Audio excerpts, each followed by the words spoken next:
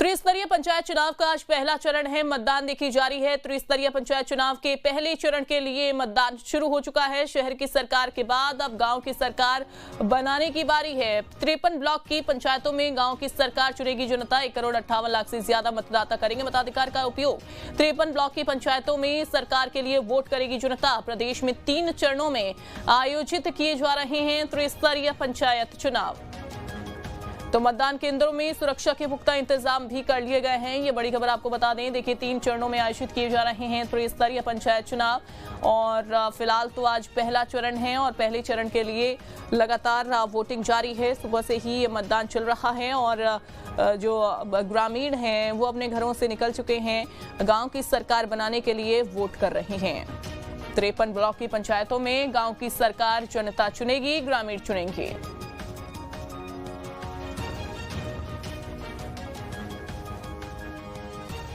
तो ये बड़ी खबर त्रिस्तरीय पंचायत चुनाव का जो पहला चरण है और आपको बता दें कि लगातार सुबह से ही वोटिंग जो है वो चल रही है। मतदान जारी है त्रिस्तरीय पंचायत चुनाव के लिए। शहर की सरकार के बाद अब गांव की सरकार की बारी है, जो कि जनता वोट करने वाली है। 53 ब्लॉक की पंचायतों में गाँव की सरकार चुनेगी जनता।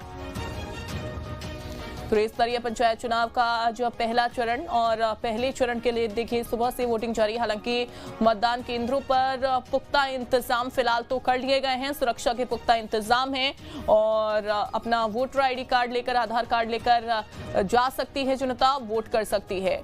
त्रिस्तरीय पंचायत चुनाव के लिए वोटिंग जारी। तो देखिए आपको ये बताना होगा, आपको पहचान पत्र देना होगा और उसके बाद ही आप कोई प्रूफ देने के बाद ही, वैलिड आपके पास कोई प्रूफ होगा, उसके बाद ही आप वोट कर सकते हैं। इसके अलावा अगर आपका नाम वोटर आईडी लिस्ट में नहीं है तो आप वोट नहीं कर पाएंगे। ये भी आप जान लीजिए, क्योंकि ये वोटिंग से पहले सुनिश्चित कर लिया जाता है वोटर्स की ओर से कि उनका नाम वोटिंग लिस्ट में जरूर हो।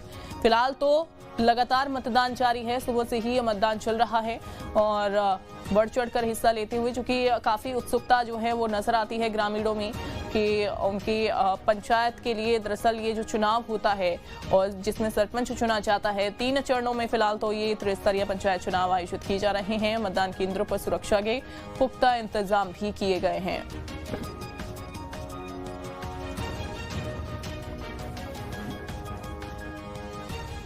53 ब्लॉक की पंचायतों में गांव की सरकार चुनेगी जनता। 1,58,00,000 से ज्यादा मतदाता मताधिकार का आज प्रयोग करने वाले हैं। आपको बता दें कि आज सुबह से ही ये मतदान जारी है और कल ही जो मतदान कर्मी थे उनको रवाना कर दिया गया था मतदान केंद्रों के लिए और जहां पूरी व्यवस्थाएं उनको करनी थी। फिलहाल तो सभी व्यवस्थाएं पुख्ता हैं और सुरक्षा के इंतजाम भी पूरे कर लिए गए हैं। प्रशासन की टीम भी मौजूद है ताकि किसी तरीके की कोई अप्रिय घटना ना हो सके। हालांकि ये जो चुनाव है काफ़ी अहम माना जाता है गाँव के लिए, ग्रामीणों के लिए, और यही वजह है कि इसमें बढ़ चढ़कर ग्रामीण हिस्सा लेते हुए भी नजर आते हैं।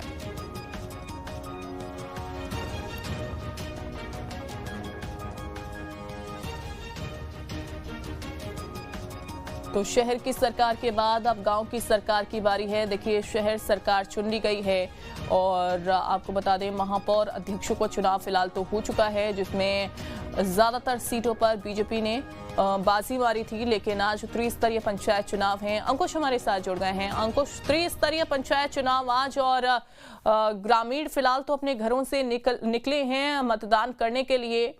पंचायत ये चुनाव हो रहे हैं और इसके अलावा अगर हम बात करें, चूंकि आज का ये जो मतदान है वो कितना अहम हो जाता है, व्यवस्थाएं फिलहाल अगर हम बात करें, व्यवस्थाएं कैसी की गई हैं त्रिस्तरीय पंचायत चुनाव की, चूंकि आज पहला चरण है?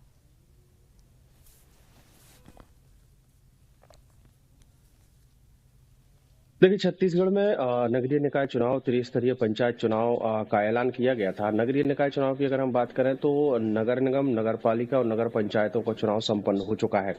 आज से शुरुआत हुई है त्रिस्तरीय पंचायत चुनाव की, जिसमें नगर पंचायत, जनपद पंचायत और जिला पंचायत का निर्वाचन शुरू हुआ है। सुबह 7 बजे से मतदान की प्रक्रिया शुरू हो गई है, जो दोपहर 3 बजे तक चलेगी और 3 बजे के बाद मतदान थम जाएगा। छत्तीसगढ़ में 3 चरणों में पंचायत चुनाव संपन्न होने हैं। तो पहले चरण चरण का आज मतदान हो रहा है। आज की अगर बात करें तो 9,873 मतदान केंद्र बनाए गए हैं, जहां पर प्रदेश के मतदाता जो है वो मतदान कर रहे हैं। इसके अलावा 53 विकास खंडों में ये मतदान की प्रक्रिया हो रही है। 27,210 पंचों का चुनाव हो रहा है, 3,605 सरपंचों का चुनाव हो रहा है, 911 जनपद सदस्य और 149 जिला